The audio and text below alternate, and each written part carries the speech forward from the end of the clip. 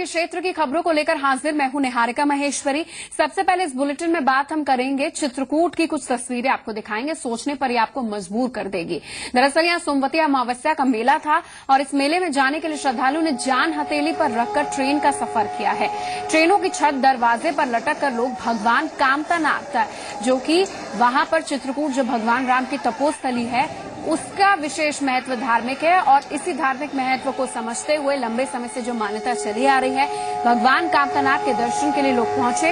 आप तस्वीरों में देख सकते हैं कि कैसे यात्री अपनी जान हथेली पर रखकर सफर कर रहे हैं। जिसको जहां जगह मिली वो वहां लटक गया। शायद ऐसी तस्वीरें सिर्फ भारत में ही देखने को मिले। एक तरफ जहां मौजूद सरकार रेलवे को विश्व स्तरीय बनाने का सपना देख रही है, लेकिन ये जो तस्वीरें भारतीय रेलवे का एक दुखद पहलू है उसको दर्शा रहा है, जो बड़े किसी हादसे को कभी भी दावत दे सकता है, खासतौर पर जब टनल्स आए। ऐसी सूरत में मेले में शामिल होने में लोगों का यहाँ पर लगाए हुए हैं लोग जो मेले में शामिल होने जा रहे हैं कि रेल प्रशासन ने मेले को देखते हुए कोई ठोस इंतजाम किए नहीं, जिसकी वजह से उन्हें जान हथेली पर रखकर, क्योंकि धार्मिक आस्था है जिसके कारण यहाँ जाना पड़ा। और सिर्फ चित्रकूट की ऐसी तस्वीर हम दिखा रहे हैं, आप साल भर मथुरा में जो गोवर्धन मेला होता है उसकी भी ऐसी तस्वीर हर साल देखने को मिलती है, लेकिन कोई सबक रेलवे लेता नहीं है, जिसके कारण आम आदमी छत पर बैठने को मजबूर, लटकने को मजबूर, जान हथेली पर गवाकर। और आप समझिए कि कैसा सफर होता है उस समय। ये तस्वीरें अपने दर्शकों को बताने में हम कोई गुरेज नहीं रख रहे हैं कि रेलवे की जो बद इंतजामी है वो अपनी पराकाष्ठा पर है। पता है कि बहुत बड़ा सोमवती अमावस्या का मेला लगता है, आसपास के जिलों के जो लोग हैं कामतानाथ के दर्शन के लिए जाते हैं, उसके बाद तब भी लोगों के लिए कोई ठोस इंतजाम नहीं। इसमें बुजुर्ग हैं, बच्चे हैं, महिलाएं हैं। आप समझिए कि जान को हथेली पर रखकर कैसे वो सफर करते हैं। एक्सक्लूसिव तस्वीरें जी संगम पर अब दिखा रहे हैं। चित्रकूट के जो कामतानाथ मेले में जो सोमवती अमावस्या के उपलक्ष्य में जो लोग जा रहे हैं उनके साथ किस तरीके का खिलवाड़, और कमोबेश गोवर्धन मेले में जाते ही ऐसी तस्वीर होती है, लेकिन रेलवे ने कोई सबक लिया नहीं।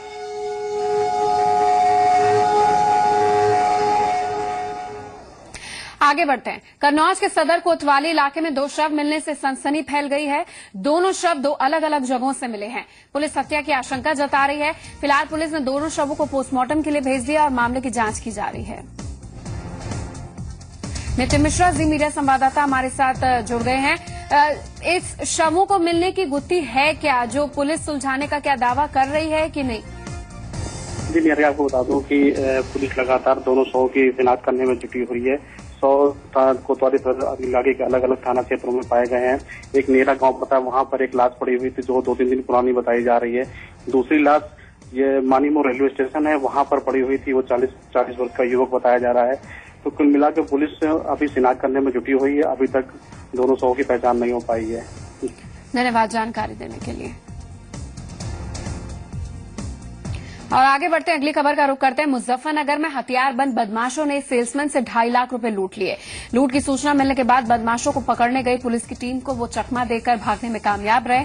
घटना यहां के सिविल लाइन थाना क्षेत्र इलाके के प्रकाश चौक जो है वहां की बताई जा रही है। हथियारों से लैस बदमाशों ने ही चकमा यहां पर दे दिया है। पुलिस के हाथ सफलता नहीं मिली है।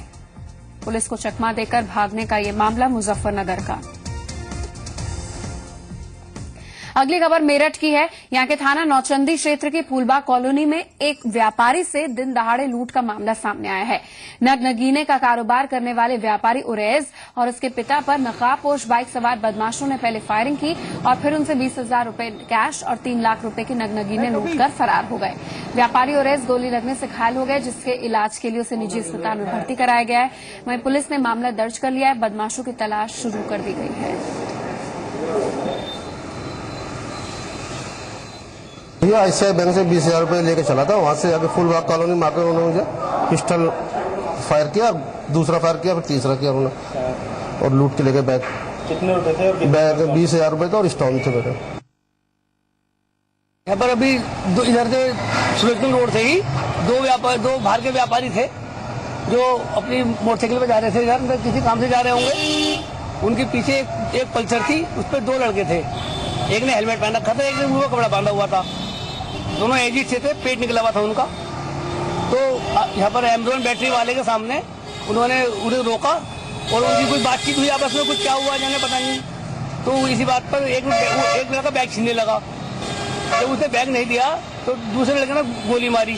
तो गोली वो लगी नहीं, वो सिर्फ निकल गई बराबर से। तो उन्हें दूसरी गोली मारी, दूसरी गोली उनके जांग में लगी।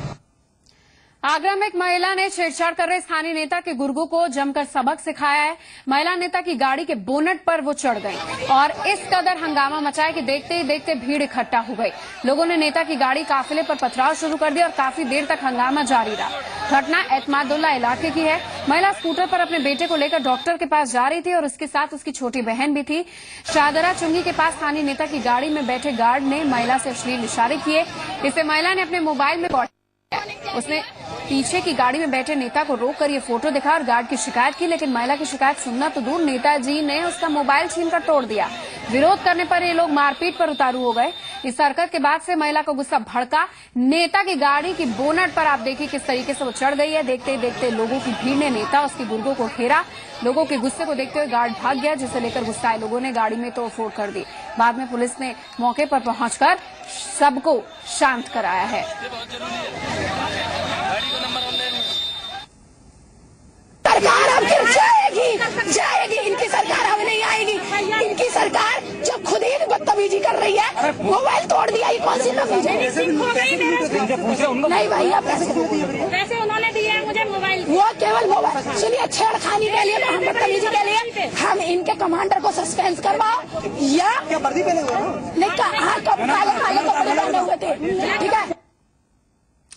उत्तर प्रदेश के शिक्षा मंत्री महबूब अली ने बोर्ड परीक्षा में छात्रों के फेल होने पर सफाई दी है कि परीक्षा में कड़ाई की वजह से छात्र फेल हो गए। उन्होंने कहा कि शिक्षा के स्तर को सुधारा जाएगा। साथ ही छात्रों से कहा कि जो बच्चे फेल हुए आगे वो मेहनत करें। अवनीश विद्यार्थी, जी मीडिया संवाददाता हमारे साथ जुड़ गए। क्या विजन है शिक्षा मंत्री का बच्चों के लिए? अवनीश से संपर्क नहीं हो पाया। उत्तर प्रदेश के शिक्षा मंत्री का महबूब अली का बयान कि परीक्षा में हम सख्ती हमने दिखाई थी, कड़ाई दिखाई थी, जिसके कारण बच्चे फेल हुए, आगे भी वो मेहनत करें तो पास हो जाएंगे। हम शिक्षा के स्तर को ठीक करने की कोशिश करेंगे।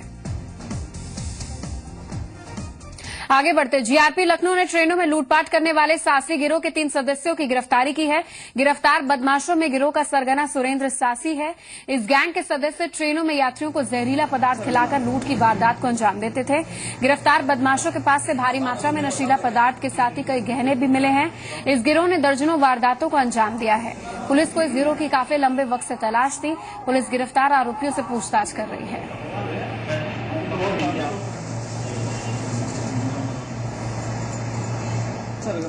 सीतापुर में थाईलैंड से तस्करी कर लाई गई लाखों की हेरोइन पकड़ी गई है। थाईलैंड से नेपाल के रास्ते लाई गई करीब 400 ग्राम हेरोइन की कीमत 80 लाख के करीब आकी जा रही है। इस मामले में क्राइम ब्रांच और लहरपुर पुलिस ने 3 लोगों की गिरफ्तारी की है। ये गिरफ्तारी मुखबिर से मिली सूचना के आधार पर की गई है। 3 आरोपियों को हमने पुलिस ने गिरफ्तार किया है। इसमें राकेश कुमार के पास से 150 ग्राम हेरोइन बरामद हुई है इनके कब्जे से। नरेंद्र पाल के पास से 150 ग्राम हेरोइन बरामद हुई है और दीपू यादव के पास से 100 ग्राम हेरोइन बरामद की है। इसमें इनके कुछ और साथी जो इनका जो नेटवर्क है वो वहाँ से लखीमपुर खीरी से है और संभवतः ये लखीमपुर खीरी में नेपाल के माध्यम से ये हेरोइन ला करके यहाँ सप्लाई करने का काम कर रहे थे।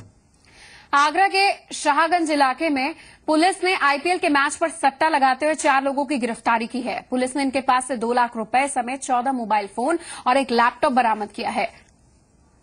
पुलिस को कई दिन से मयंक डाबर नाम के शख्स की तलाश थी। मयंक के घर पर छापेमारी के दौरान ये गिरफ्तारी हुई। बताया जा रहा है कि आगरा में इंटरनेट मोबाइल के जरिए आईपीएल में सट्टे का कारोबार चल रहा था। इसे लेकर पुलिस कई दिनों से छानबीन में जुटी थी। आशंका जताई जा रही है कि इस गिरोह के तार मुंबई और दिल्ली से जुड़े हो सकते हैं।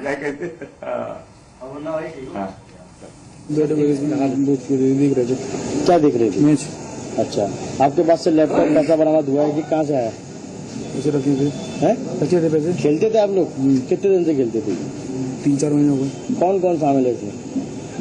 दिल्ली वाले। अच्छा, क्या कैसे लगाते हैं आप लोग? फोन द्वारा। अच्छा, कितने लोग पकड़े गए टोटल? 4। माने पर सट्टा चल रहा है आईपीएल मैच के रिलेटेड और उसमें जगदीशपुरा का फोर्स और शाहगंज से कुछ फोर्स लेकर मैं पहुंचा शंकरगढ़ के पुलिया के पास। तो उसमें मयंक डावर और राजेश, राजू और अजय ये 4 लोग थे और इनके पास कुछ 15-16 मोबाइल फोन्स, लैपटॉप और कुछ 2 लाख रुपए के आसपास रकम थी। इसका ये कहीं और से सट्टा लोगों के द्वारा फ़ोन के माध्यम से लेते हैं और लगाते हैं, और बाकायदा इनका एक सॉफ्टवेयर है जिसके जरिए ऑपरेट करते हैं। क्या पानी के लिए कोई किसी की जान ले सकता है? ये सुनने में भले ही ताज्जुब आपको लगे, लेकिन बिजनौर में पानी के लिए पति पत्नी की हत्या कर दी गई। मामला थाना शहर कोतवाली इलाके के सालमाबाद गांव का है। गांव के मोहन नाम के शख्स का नल से पानी भरने को लेकर गांव के कुछ लोगों के साथ विवाद हुआ। पति पत्नी विवाद की शिकायत थाने में दर्ज कराकर लौट रहे थे, तभी दोनों पर कुछ लोगों ने धारदार हथियार से हमला कर दिया। इस हमले में मोहन की मौत हो गई है, जबकि गंभीर रूप से घायल उसकी पत्नी की इलाज के दौरान मृत्यु हो गई। पुलिस मामले की जांच में जुट गई है। कानपुर का पनकी थर्मल पावर स्टेशन सूबे के सबसे पुराने पावर स्टेशंस में से एक है।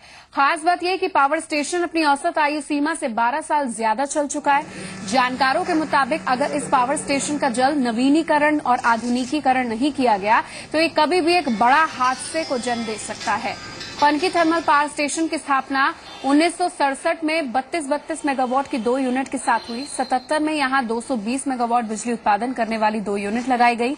पुरानी दोनों यूनिट को 28 साल इसको निर्धारित आयु के बाद बंद कर दिया गया, लेकिन बाद में लगाई गई दोनों यूनिट को निर्धारित आयु पूरी होने के 12 साल बाद चलाया जा रहा है। इतना ही नहीं, यहाँ वर्कर्स और इंजीनियर्स की भारी कमी है। पुरानी हो चुकी पावर स्टेशन की मशीनों से कोई हादसा ना हो पाए, इसके लिए यहाँ का स्टाफ बजरंग बली की शरण में रहता है। बजरंग बली का मंदिर पावर स्टेशन के पास है। पावर स्टेशन के कर्मचारियों का मानना है कि सूबे के बाकी पावर स्टेशन में हादसे हुए हैं, लेकिन कानपुर का पावर स्टेशन बचा है क्योंकि इस पर पनकी वाले हनुमान जी की कृपा है।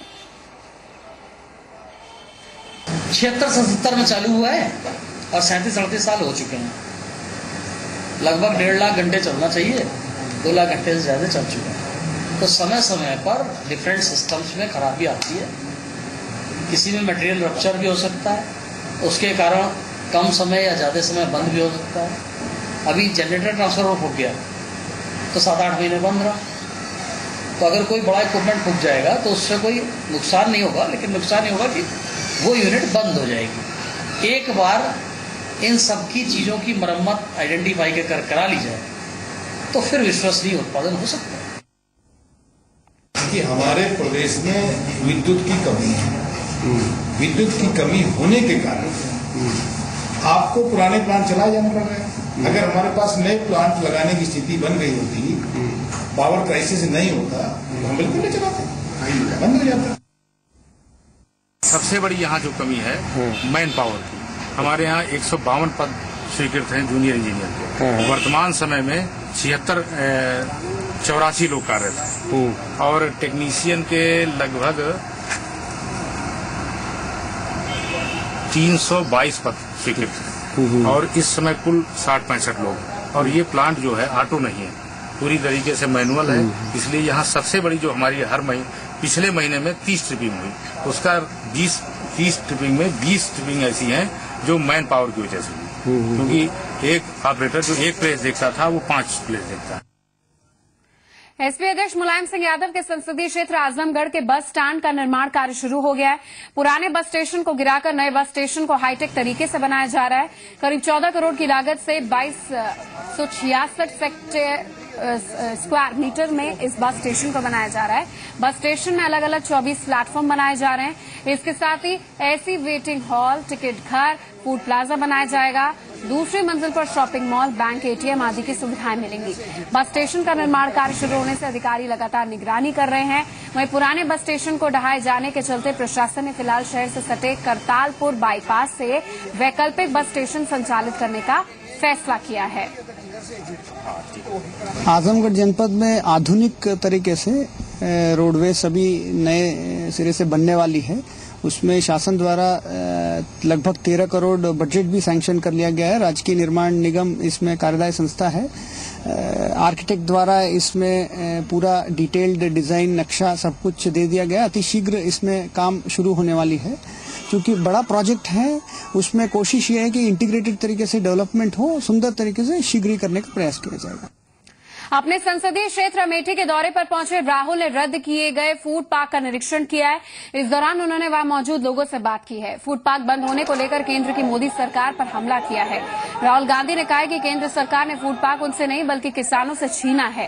कांग्रेस उपाध्यक्ष के मुताबिक फूड पार्क का निर्माण होने से क्षेत्र विकसित होता है, लेकिन केंद्र सरकार के इस फैसले से इस इलाके के किसानों को काफी निराशा हुई है। राहुल गांधी ने यह भी कहा है कि फूड पार्क के मुद्दे पर उनकी लड़ाई जारी रहेगी और वो पूरी कोशिश करेंगे कि फूड पार्क का निर्माण हो। अमेठी फूड पार्क जिसको लेकर बहुत ज्यादा सियासत हुई, वहां पर राहुल गांधी खुद आए हुए हैं। जिस तरह से लोगों से मिलने की उनकी बात थी, नौना में उनका स्वागत हुआ और उसके बाद ये फूड पार्क का क्षेत्र है जहां पर राहुल गांधी खुद यहां के लोगों के साथ मौजूद हैं। खास बात ये रही कि मेन रोड से अंदर तक का जितना पूरा एरिया है वहां तक राहुल गांधी खुद पैदल आए हैं लोगों के साथ जो उनके साथ चल रहे थे। राहुल जी क्या कहना चाहेंगे आप आज यहाँ ये फूड पार्क के क्षेत्र में? बाकी मीडिया वालों को भी बुला लो।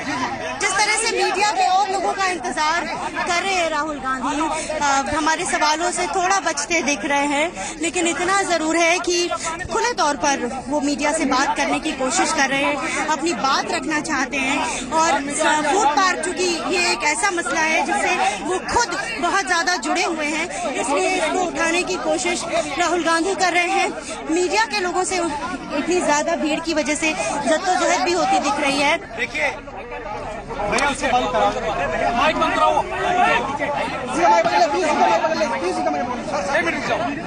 फूड पार्क की जमीन इधर है, आपने अपने आंखों से देखी। फूड पार्क तकरीबन यहाँ 10 जिलों का फायदा पहुंचाता, किसानों को, मजदूरों को फायदा पहुंचाता। किसान डायरेक्टली अपना माल 40 अलग अलग कारखानों में बेच सकता, फूड प्रोसेसिंग यूनिट्स में बेच सकता। बीजेपी की सरकार ने अमेठी और यहाँ के आसपास के 10 जिलों के किसान को और मजदूर को जबरदस्त चोट पहुंचाई। वो बदला मुझसे लेना चाहते हैं, मगर फंस इसमें रहा है किसान और मजदूर। और मैं चाहता हूं कि वो ऐसी राजनीति ना करें, वो किसान और मजदूर के हाथ मजबूत करें और ये फूड पार्क उनको फिर से दें। धन्यवाद। राहुल जी जिस तरह से फूड पार्क का जो मसला था उस पर बात करने की कोशिश की राहुल गांधी ने, हमने अपने कैमरे के जरिए भी आपको दिखाने की कोशिश की कि कैसे वो मीडिया के लोगों के आने का इंतजार कर रहे थे। साफ संकेत है कि राहुल गांधी खुद अपनी बात रखना चाहते हैं, लोगों तक पहुंचाना चाहते हैं और यही वजह थी कि उन्होंने मीडिया का थोड़ी देर रुककर इंतजार भी किया अपनी बात रखने के लिए। फिलहाल फूड पार्क से वो जा चुके हैं, लेकिन औचक भ्रमण करेंगे, किसानों से खुद मुखातिब होंगे और जानने की कोशिश करेंगे कि आखिर कितना मुआवजा अमेठी के किसानों को अभी तक मिला है और कितनी राहत सरकार की तरफ से अभी तक मिली है। कैमरामैन दिवाकर के साथ अमिता पारुल, जी मीडिया, लखनऊ। राम मंदिर का मुद्दा बीजेपी के एजेंडे में एक बार फिर से प्रमुखता से उठा है। अयोध्या में भारतीय जनता युवा मोर्चा की बैठक में शामिल होने आए युवा मोर्चा के राष्ट्रीय अध्यक्ष अनुराग ठाकुर ने कहा कि अयोध्या में राम मंदिर बने सभी की इच्छा है। अनुराग ठाकुर की अध्यक्षता में हो रही इस बैठक में दिल्ली से सांसद मनोज तिवारी समेत प्रदेश के पदाधिकारी रहे। अनुराग ठाकुर ने यह भी कहा कि मोदी सरकार ने रामराज कायम करने के रास्ते पर काम किया है। कारसेवकपुरम में हो रही इस बैठक में उत्तर प्रदेश के करीब 700 युवा मोर्चा पदाधिकारी हैं। बैठक को 2017 की तैयारियों के रूप में देखा जा रहा है। इसके अलावा बैठक के जरिए केंद्र सरकार की 1 साल की उपलब्धियों को कैसे जनता तक पहुंचाया जाए, इस पर रणनीति बनेगी।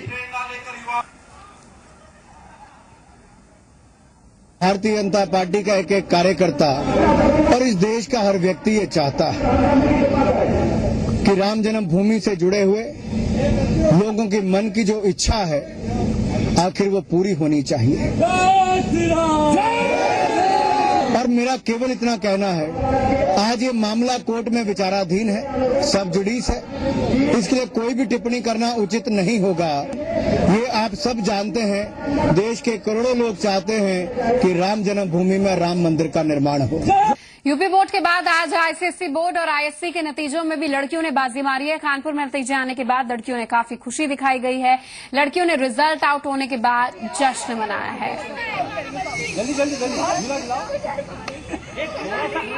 यूपी बोर्ड के नतीजों के बाद अब आईसीएसई और आईएससी के नतीजे भी आ गए हैं और एक बार फिर लड़कियों ने बाजी मारी है। यहाँ पर तमाम बच्चियां हैं हमारे साथ जो आज अपनी जो है जीत का जश्न मना रही हैं। सबने परसेंटेज लेकर के आए हो, हायर परसेंटेज से आए हो, कैसा महसूस हो रहा है सारे लोग?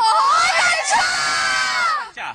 ये बताओ क्या बनना चाहते हो अब आगे जाके? अब ये सक्सेस है, इसको आगे कहाँ ले जाना चाहते हो? मैं डॉक्टर बनना चाहती हूँ। डॉक्टर बनना चाहते हो। अपनी इस पूरे जो सफलता है इसका क्रेडिट किसको दोगे? स्कूल को देंगे क्योंकि बहुत हेल्प मिली है स्कूल से, end of course mummy papa को। बिल्कुल। रिजल्ट आने से पहले कैसा महसूस हो रहा था? बहुत डर, हेजिटेशन, क्या होगा कैसे होगा और सब क्या बोलेंगे परसेंटेज आने के बाद। अब कैसा लग रहा है? बहुत अच्छा। बहुत अच्छा। मीठा खा रहे हो आप लोग? जी अंकल। वक्त है मीठा खाने का? हाँ 91% है मीठा तो खा रही हूँ। अच्छा, कैसा महसूस हो रहा है? बहुत अच्छा। अब इसके बाद एक आगे प्रेशर है कि आगे कैसा और अच्छा करना है और अच्छा करना। क्या बनना चाहते हो आप लोग? Sir IPS officer. IPS officer. आप क्या बनना चाहते हो? CA। यस। आप क्या बनना चाहते हो? डॉक्टर। डॉक्टर। ये जश्न कैसे मनेगा जश्न आज पूरे दिन?